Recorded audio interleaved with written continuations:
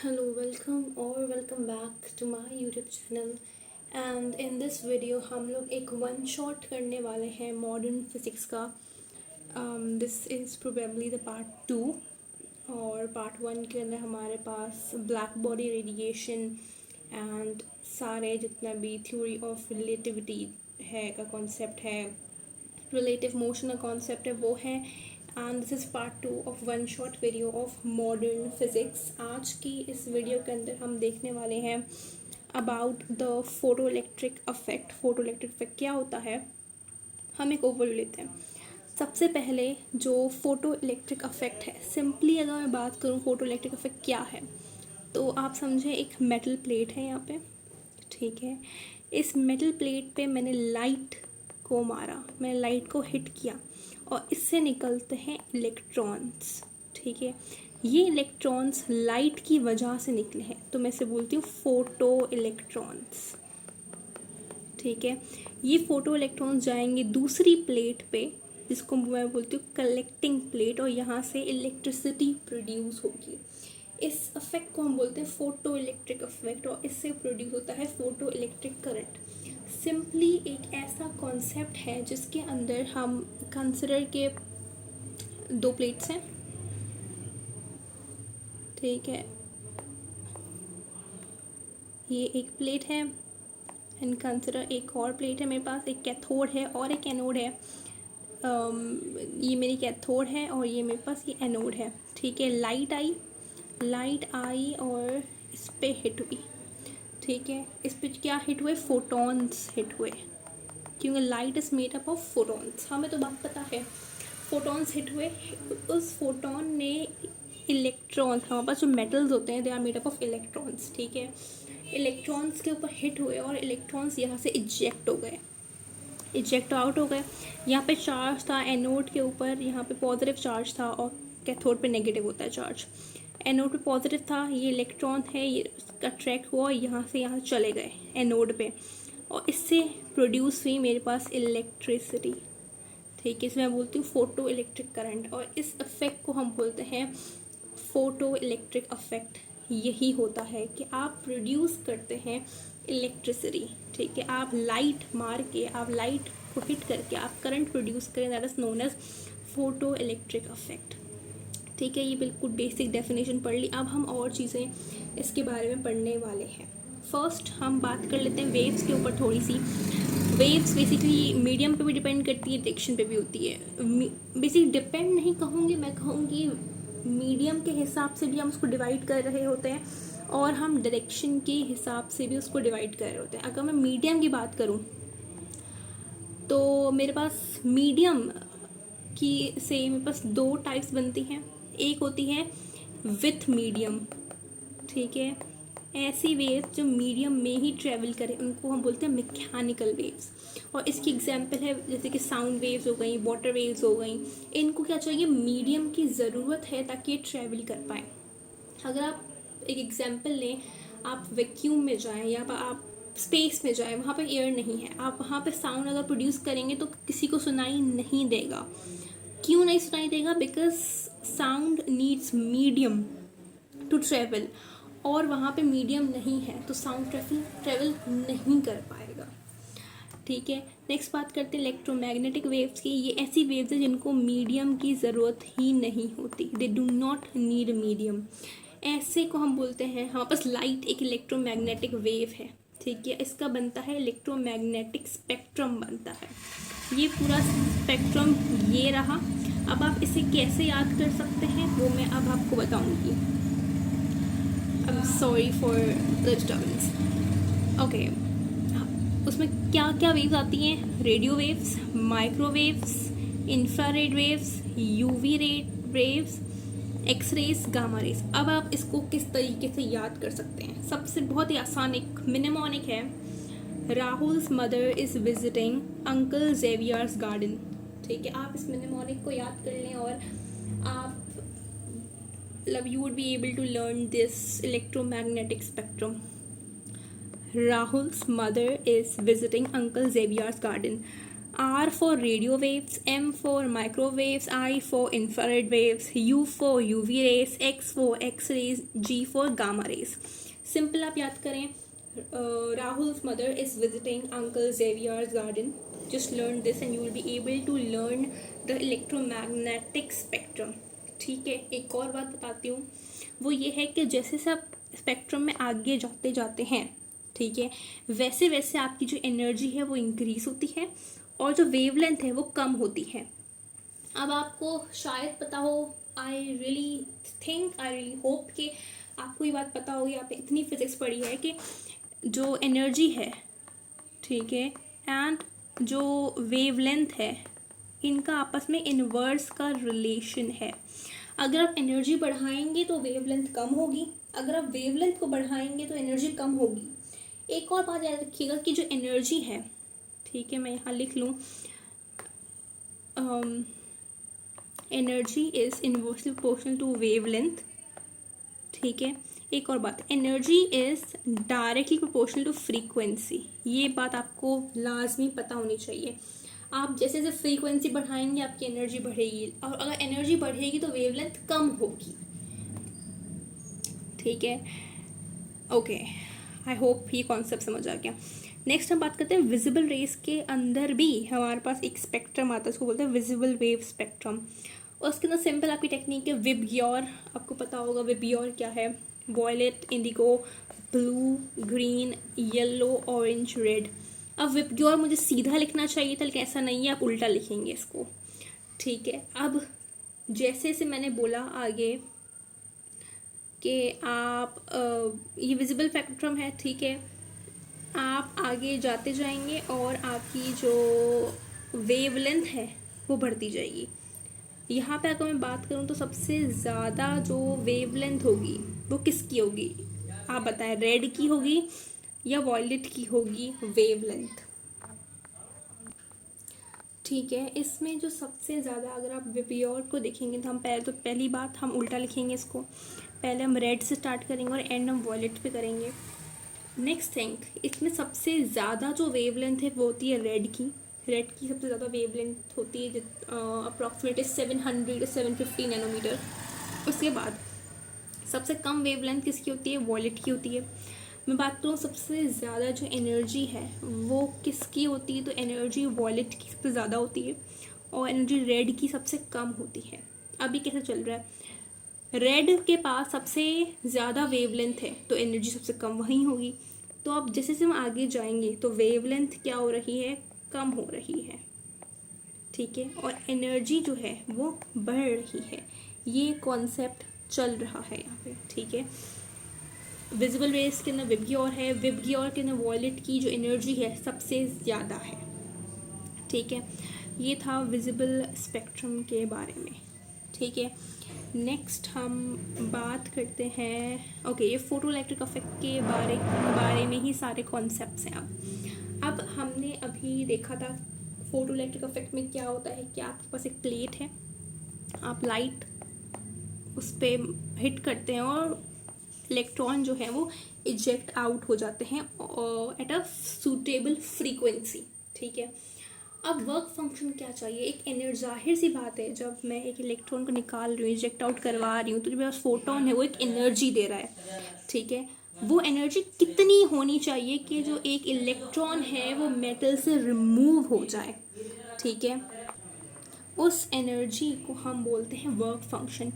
Work function कुछ भी नहीं है, जो मिनिमम एक एनर्जी हमें चाहिए कि हम इलेक्ट्रॉन को निकाल पाएँ एक मेटल से। अब देखिए, मेटल है एक, ठीक है, कंसिडर करें कि मेटल है, मेटल के अंदर यहाँ पे कुछ बाउंडेड इलेक्ट्रॉन्स भी होते हैं, कुछ फ्री इलेक्ट्रॉन्स भी होते हैं। कुछ एनर्जी हम मेटल को देंगे तभी ही वो अपने इलेक्ट्रॉन निकाल पाएगा। जो एनर्जी चाहिए होती है, minimum energy photo electric effect होने के लिए, सब मिनिमम एनर्जी जो एक इलेक्ट्रॉन को निकालने के लिए चाहिए होती है, उस एनर्जी को हम बोलते हैं work function. Easy, work function क्या है, minimum energy required to remove an electron. अब क्या होना चाहिए, हमारे पास जो हम एनर्जी देते हैं वो ज़्यादा होनी चाहिए वर्क फंक्शन से, या पे इक्वल होनी चाहिए, ठीक है। यहाँ पे मैं ये साइन में लगा सकता हूँ, ठीक है। It could be like greater than work function और इक्वल टू वर्क फंक्शन होनी चाहिए, ठीक है। ये बात क्लियर हो गई। नेक्स्ट हम बात करते हैं ओके, ये हो गई मिनिमम एनर्जी की। अब फ्रीक्वेंसी की बात करते हैं। जो मिनिमम हमें फ्रीक्वेंसी चाहिए होती है जिस पे हमारा फोटो इलेक्ट्रिक अफेक्ट होगा, उसे हम बोलते हैं थ्रेशोल्ड फ्रीक्वेंसी। थ्रेशोल्ड फ्रीक्वेंसी क्या है कि ऐसी फ्रीक्वेंसी, जो मिनिमम फ्रीक्वेंसी जो चाहिए होती है ये फोटो इलेक्ट्रिक अफेक्ट को करवाने के लिए, उसे हम बोलते हैं थ्रेशोल्ड फ्रीक्वेंसी। अब वर्क फंक्शन क्या, वर्क फंक्शन खुद भी एक एनर्जी ही है, ठीक है। तो हम इस पर लिख सकते हैं H mu naught. Mu naught यहाँ पे जो है ये फ्रीक्वेंसी नॉट जो है वो थ्रेशोल्ड फ्रीक्वेंसी को बताता है। थ्रेशोल्ड फ्रीक्वेंसी क्या है, minimum frequency required to cause photo electric effect. अगर हम ये थ्रेशोल्ड फ्रीक्वेंसी नहीं देंगे तो हमारा फोटो इलेक्ट्रिक अफेक्ट नहीं होगा, ठीक है। नेक्स्ट हम बात करते हैं, अब ये फ्रीक्वेंसी का फॉर्मूला लिख दिया है, frequency is equal to c upon wavelength. आप ये वेवलेंथ के नीचे ये नोट लगा दिया, ये है हमारे पास cut off wavelength. Cut off wavelength क्या होती है, ऐसी मैक्सिमम वेवलेंथ। अब मैंने आपको बताया था एनर्जी और वेवलेंथ का कॉन्सेप्ट कि वो आपस में इन्वर्सली होते हैं, और एनर्जी और फ्रीक्वेंसी आपस में जो होते हैं वो डायरेक्टली प्रोपोर्शनल होते हैं। अब एक और बात सुन लें कि फ्रीक्वेंसी जो है वो भी इन्वर्सली प्रोपोर्शनल है वेवलेंथ के। अगर आप फ्रीक्वेंसी बढ़ाएंगे तो वेवलेंथ कम होगी। मैंने यहाँ क्या बोला, मुझे मिनिमम फ्रीक्वेंसी चाहिए फोटो इलेक्ट्रिक अफेक्ट करवाने के लिए, तो उसकी वेवलेंथ क्या होगी, मैक्सिमम वेवलेंथ होगी। कि मैक्सिमम वेवलेंथ मुझे कितनी चाहिए ताकि फोटो इलेक्ट्रिक अफेक्ट हो पाए मेरा, ठीक है। उस ऐसी वेवलेंथ को हम बोलते हैं कट ऑफ वेवलेंथ, ठीक है, ठीक है। ऐसे ही हम वेवलेंथ को बोलते हैं कट ऑफ वेवलेंथ। अब इसका मतलब ये है कि इतनी, इससे अगर कम वेवलेंथ होती है, ठीक है, तो ही हमारे पास फोटो इलेक्ट्रिक अफेक्ट होगा। अगर इतनी वेवलेंथ होती है तो फोटो इलेक्ट्रिक अफेक्ट नहीं होगा, या इससे ज़्यादा होती है तो नहीं होगा। इससे जो कम वेवलेंथ वाली जो लाइट अगर हिट करेगी तो ही फोटो इलेक्ट्रिक अफेक्ट होगा, ठीक है। ये कुछ कंडीशंस हैं। अगर हमें, ये पूरा समरी है, ठीक है। अगर आपको फोटो इलेक्ट्रिक इफेक्ट करवाना है तो आपकी एनर्जी जो है वो वर्क फंक्शन ज़्यादा होनी चाहिए, आपकी जो फ्रीक्वेंसी है वो थ्रेशोल्ड फ्रीक्वेंसी से ज़्यादा होनी चाहिए, लेकिन आपकी जो वेवलेंथ है वो कट ऑफ वेवलेंथ से कम होनी चाहिए, या उसकी बराबर भी हो सकती है लेकिन कम होनी चाहिए। एक और बात याद रखिएगा कि एक फोटोन सिर्फ एक इलेक्ट्रॉन को ही इजेक्ट करवाता है, ठीक है। अब हम बात करते हैं थोड़ी और फोटो इलेक्ट्रिक अफेक्ट के बारे में। वो ये है कि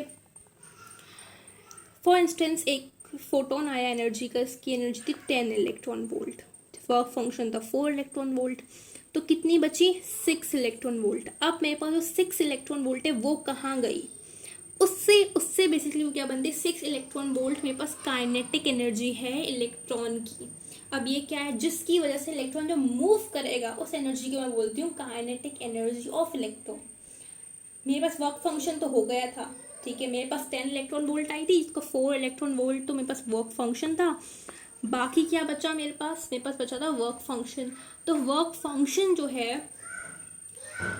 वर्क फंक्शन तो हो गया था, बाकी बचा 6 इलेक्ट्रॉन वोल्ट एनर्जी, वो कन्वर्ट हो गई काइनेटिक एनर्जी के अंदर। तो अगर मैं पूछूं टोटल एनर्जी कितनी हुई, ठीक है, तो मैं उससे बोलूँगी work function plus kinetic energy बराबर होती है टोटल एनर्जी के। और इस ही जो ये जो इक्वेशन है इसे हम बोलते हैं Einstein's equation of photo electric affect. इसकी और भी डिटेलिंग है इस इक्वेशन की, वो may be will study in the end of this video, ठीक है। बट मैं बता दूं, इसी इक्वेशन को हम Einstein's equation of photo electric affect बोलते हैं। अभी काइनेटिक एनर्जी है, ठीक है। काइनेटिक एनर्जी का फॉर्मूला होता है 1/2mv², लेकिन इसको हम EV नॉट भी लिखते हैं। इस एनर्जी को कैसे लिखा है, EV नॉट कैसे लिखा है इस एनर्जी को, वो मैं बताती हूँ। हमें पता है, अच्छा ठीक है, वोल्टेज जो है बराबर है होता है वर्क पर यूनिट चार्ज के, ठीक है। वर्क और एनर्जी सबका यूनिट सेम होता है, तो मैं इसे काइनेटिक एनर्जी बना सकती हूँ इस वर्क को, ठीक है। तो मैं यहाँ लिख सकती हूँ ये काइनेटिक एनर्जी अपॉन चार्ज है। मुझे फाइंड करनी है काइनेटिक एनर्जी, तो काइनेटिक एनर्जी बराबर हो जाएगी वी क्यू के। चार्ज कौन सा इलेक्ट्रॉन पे, ई है, और वी मेरे पास पोटेंशियल आ गया, तो ई वी नॉट बन गया मेरे पास काइनेटिक एनर्जी का फॉर्मूला। ये यहाँ से आया है, ठीक है, समझ आ गया। इसके लिए आपका इलेक्ट्रोस्टैटिक्स क्लियर होना ज़रूरी है, ठीक है। ये आपका हो गया सारा फोटोइलेक्ट्रिक इफेक्ट। बस थोड़ा सा रहता है अब, वो ये है कि अच्छा हाँ, अगर मैं फोटो इलेक्ट्रिक इफेक्ट में बोल रही हूँ कि मैं लाइट की इंटेंसिटी बढ़ा रही हूँ तो उसका क्या मतलब है। एक बात याद रखिएगा, लाइट की इंटेंसिटी का बढ़ाना का मतलब ये बिल्कुल भी नहीं है कि मैं उसकी फ्रीक्वेंसी बढ़ा रही हूँ। मैं फ्रीक्वेंसी का नाम भी नहीं ले रही। Please do not associate intensity with frequency. ये बहुत सारे बच्चों की मिसकंसेप्शन होता है, ठीक है। अगर मैंने आपको बोला कि मैं लाइट की इंटेंसिटी बढ़ा रही हूँ तो इसका मतलब ये कि मैं नंबर ऑफ फोटॉन्स बढ़ा रही हूँ। मैंने बताया था कि एक फोटोन जो है सिर्फ एक ही इलेक्ट्रॉन को इजेक्ट कर सकता है, मतलब नंबर ऑफ फोटॉन्स बढ़ा दिए, मतलब नंबर ऑफ इलेक्ट्रॉन्स जो इजेक्टेड है मैंने उसको भी बढ़ा दिया, मतलब मैंने इंटेंसिटी बढ़ाई, नंबर ऑफ फोटॉन्स बढ़ा दिए। अब इंटेंसिटी बढ़ाने से, अच्छा मैंने बोला था एनर्जी, इंटेंसिटी बढ़ा दी, नंबर ऑफ फोटॉन्स बढ़ा दिए, इसका मतलब ये नहीं है कि मैं एनर्जी बढ़ा दी। जो एक फोटोन जो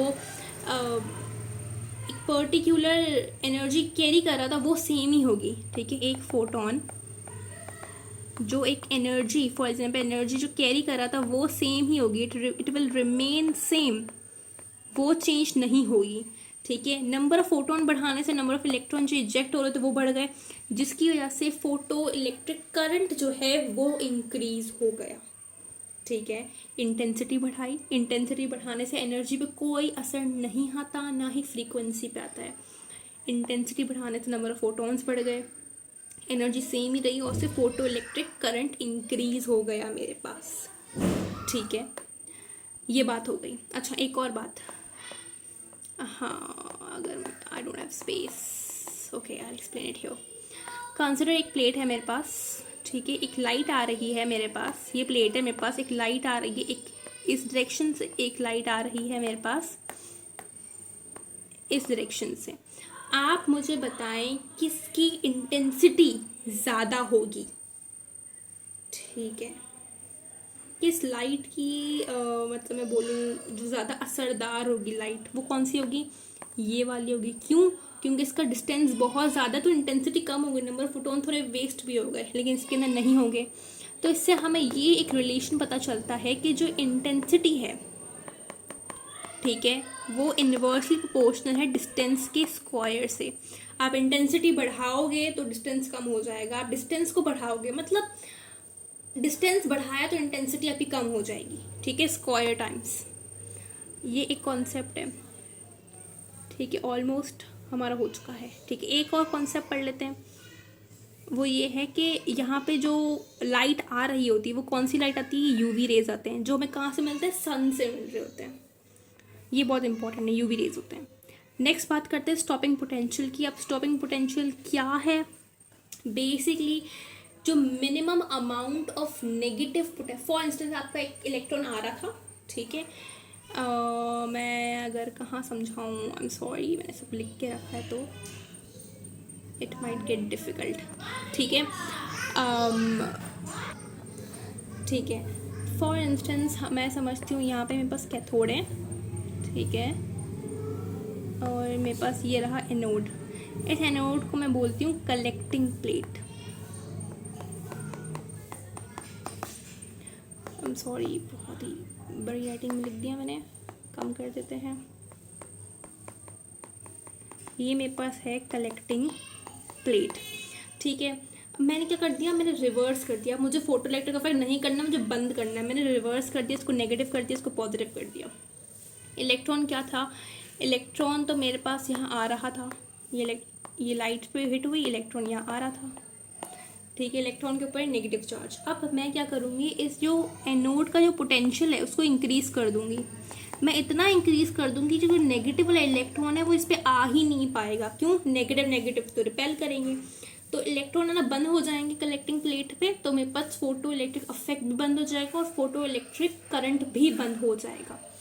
इसकी एक और एग्जांपल अगर मैं आपको दूं बहुत ही आसान करके, वो ये है कि कंसिडर करें कि आपका एक इलेक्ट्रॉन आ रहा था जिसकी एनर्जी थी 1 इलेक्ट्रॉन वोल्ट, एक इलेक्ट्रॉन आता इसकी 2 इलेक्ट्रॉन वोल्ट थी, एक इलेक्ट्रॉन था 3 भी नहीं छूते 4, और एक था जिसकी थी 6 इलेक्ट्रॉन वोल्ट। मेरे पास ये एनोड है, ठीक है, इसमें मैं नेगेटिव बढ़ा रही हूँ, मैंने अब इसका किया 2 इलेक्ट्रॉन वोल्ट, तो मेरे पास ये वाला इलेक्ट्रॉन तो नहीं आ पाएगा लेकिन ये आ जाएगा। तो मैं करूँगी अपनी एनर्जी और बढ़ा दूंगी और उसको 4 कर दूंगी, ठीक है। अब ये नहीं आ पाएगा लेकिन ये आ जाएगा, तो मैं करूँगी इसको 6 कर दूंगी। अब ये वाला तो आ जाएगा लेकिन सॉरी ये वाला तो नहीं आ पाएगा क्योंकि उसकी 6 हो गई, लेकिन ये आ जाएगा, ठीक है। अब मैं करूँगी 8 इलेक्ट्रॉन वोल्ट कर दूंगी, अब ये भी नहीं आ पाएगा। मतलब इतना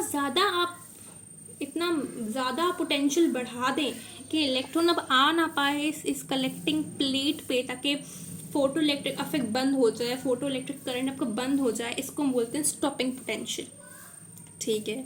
we call it stopping potential. और स्टॉपिंग पोटेंशियल का जो फॉर्मूला होता है दैट इज EV0, ठीक है। Minimum amount of negative potential of anode to stop the most energetic electron, इसे हम बोलते हैं स्टॉपिंग पोटेंशियल, और इसका फॉर्मूला भी EV0 ही होता है, ठीक है। यहाँ पे हमने पूरा हमारा फोटो इलेक्ट्रिक इफेक्ट के सारे पॉइंट्स हम कवर कर चुके हैं। बस एक चीज़ रह गई है, वो है ग्राफ फोटो इलेक्ट्रिक इफेक्ट के, और मैंने वो मेरी पहले वाली वीडियो के अंदर सारे ग्राफ बहुत ही अच्छी तरीके से एक्सप्लेन किए, you could watch that video. सारे ग्राफ, ये ग्राफ बहुत इंपॉर्टेंट है दोनों के दोनों, आई वुड रिकमेंड यू कि you watch that video, okay. So yes, I'm done for this video, and this video we have completed photoelectric effect, and agar it has actually helped you, so please do not forget to like, share and subscribe to my channel. Thank you for watching.